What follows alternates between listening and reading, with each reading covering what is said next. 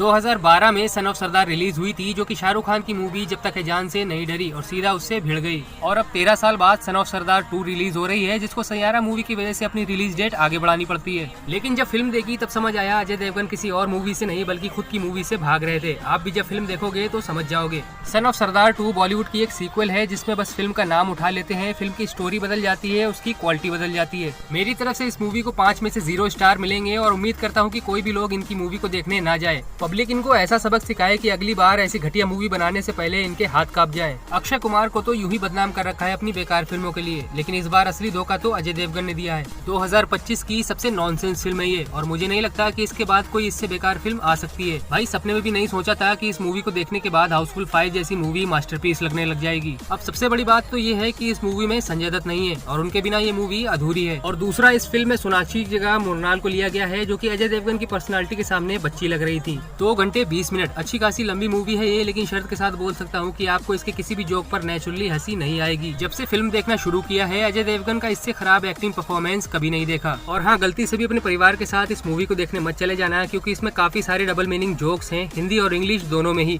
तो अगर आप अपने बच्चे को लेकर गए तो सीधा जवान होकर बाहर निकलेगा। फिल्म की कहानी ही शादियों के बारे में है, किसी की किसी से टूट रही है तो किसी की किसी से जुड़ने वाली है, और इन सब के बीच बेचारा सरदार आकर फंस जाता है। अब एक पाकिस्तानी फैमिली है जो कि नाच गाना करते हैं, पैसे कमाते हैं, खुश रहते हैं, लेकिन उनकी बेटी को इश्क का भूत सवार हो जाता है। अब लड़का लड़की राजी होते हैं, लेकिन बीच में आ जाते हैं पापा जी, जिनको बहू लाने में कोई दिक्कत नहीं है, पर उनकी 3 शर्तें माननी पड़ेंगी। इसमें पहली शर्त है कि पाकिस्तानी नहीं चलेगी, दूसरी झूठ नहीं बोलना है, और तीसरी अपनी शादी में भी नाच गाने की परमिशन नहीं मिलेगी। अब इन तीनों शर्तों पर खरे उतरते हैं हमारे जस्सी पाजी, जो कि झूठ मूठ के लिए सही लेकिन किसी का घर बसाने के लिए नकली पापा बनने के लिए तैयार हो जाते हैं। लेकिन फिर एंडिंग में दोनों साइड का सच बाहर आ जाता है। इंडिया पाकिस्तान का महायुद्ध होता है और उससे बड़ी महाभारत शादी को लेकर होती है, जो कि टूट चुकी है। बस यही है फिल्म की कहानी। अब सोचो, 2 मिनट की बात को 2.5 घंटे में समझाया जाए तो आपका सिस्टम भी हैंग हो जाएगा। अजय देवगन की इस मूवी में ना तो कोई कॉमन सेंस है, ना ही कोई अच्छे जोक्स हैं, और इसके गाने भी टाइम पास टाइप के हैं। अगर इसके पार्ट 1 से आपने इसको कंपेयर कर लिया तो आपके मुंह से बस गालियां ही निकलेंगी। रशियन, ब्राजीलियन, थाईलैंड, भाई यही सब बोलकर अगर कॉमेडी करना था तो फिल्म का नाम कुछ और रख लेते। पुरानी वाली को बदनाम क्यों किया?